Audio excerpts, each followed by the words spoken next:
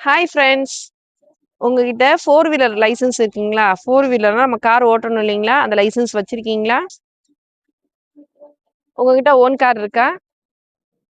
Car லைசன்ஸும் இருந்து, car நம்ம சொந்த கார் வீட்ல இருந்தும், அத எடுக்கிறதுக்கு ரொம்ப பயமா இருக்குங்களா? லைசன்ஸ் கையில வச்சிருந்தோம், ஓன் கார் நம்ம வீட்ல நின்றும், பார்க்கிங்லேருந்து வண்டிய வெளிய எடுக்கிறதுக்கு ரொம்ப பயமா இருக்கு இல்லைங்களா? நீங்க வெளியிலயும் போய் பழகியிருப்பீங்க. ஆனா பார்க்கிங்லேருந்து வண்டிய வெளிய எடுக்கிறதுக்கு ரொம்ப பயமா இருக்கு.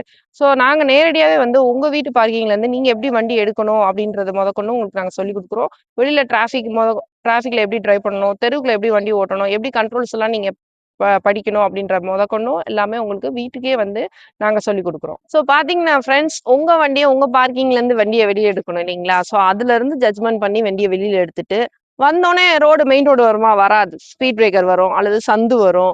அந்த சந்துக்குள்ள எப்படி உங்க கார் போகுமா? போகாதா? அப்படின்ற டவுட்லாம் நெறையா இருக்கும். அதோட கன்டினியூட்டியா ஸ்பீட் பிரேக்கர் வரும், பள்ளம் வரும். மழை பெஞ்சிருந்தா அந்த பள்ளம் இருக்க பெருசா இருக்கும். நேத்து பார்த்துருந்துருப்பீங்க, சின்னதா இருக்கும். டூ வீலர்ல கூட விட்டு போயிருந்திருப்பீங்க. காருன்றப்ப அதுக்குள்ள இறங்கி ஏறுறப்ப பின்னாடி உட்காந்துட்டு இருக்கிறவங்களுக்கு ட்ரபிள் ஆகும். ஸோ அந்த இடத்துல எப்படி நீங்க கார் டிரைவ் பண்றது?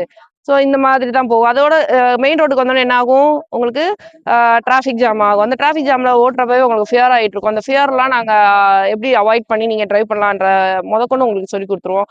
இன்னொரு விஷயம் பார்த்தீங்கன்னா, கம்பல்சரி நம்ம டிரைவிங் வந்து கிளாஸஸ் வந்து கிரவுண்ட் பக்கம் போகவே போகாது. கிரவுண்டுக்குள்ள சுத்திக்கிட்டே இருப்போம் இல்லைங்களா? அது தேவையே கிடையாது. கார் எங்க போணும்? ரோட்ல தானே போகணும். அதுவும் மெயின் ரோட்ல தானே டிரைவ் பண்ணணும். அதுவும் உங்க பார்க்கிங்ல இருந்து தானே வண்டிய வெளிய எடுக்கணும். அப்படின்றப்ப கிரவுண்ட எதுக்கு நம்ம தேடணும்? எனக்கு தெரிஞ்ச வரைக்கும் ஸ்டூடெண்ட்ஸ் எல்லாருமே என்ன சொல்றாங்கன்னா, "மேடம் எடுத்தோனே கிரவுண்டுக்கு போலாமா?"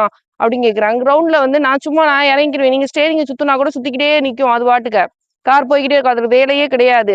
வேலை எங்க வரும்? நீங்க எங்க வேலை செய்யணும்னா, உங்களோட கார் பார்க்கிங்ல இருந்து மெயின் ரோடுக்கு நீங்க வர்ற வரைக்குமே உங்களுக்கு அந்த வேலை இருக்கு. கார எப்படி பக்குவமா கொண்டுகிட்டு வரணும்? யாரும் எந்த ட்ரபிள் பண்ணாம எப்படி எடுத்துட்டு வரணும்? அப்படின்றதுல தான் வேலையே இருக்கு இல்லைங்களா? ஸோ கண்டிப்பா என்ன பண்ணணும், உங்க வீட்டு பார்க்கிங்ல இருந்து உங்க வண்டிய வெளியில எடுத்து தெருவுக்குள்ளலாம் வந்து, அந்த தெருவுக்குள்ள வண்டி ஒழுங்கா நிக்காது. டூ வீலர ஏனோ தானோன்னு நிப்பாட்டியிருப்பாங்க. அதுக்குள்ளலாம் ஜட்ஜ்மென்ட் பண்ணி அந்த வண்டி வெளியில வரணும். அதோட மெயின் ரோடுக்கு போம்போது டிராஃபிக்ல உள்ள விஷயங்கள் எல்லாம் நம்ம ஃபேஸ் பண்ணி ஆகணும். யார்ட்டயும் எந்த திட்டும் வாங்கக்கூடாது.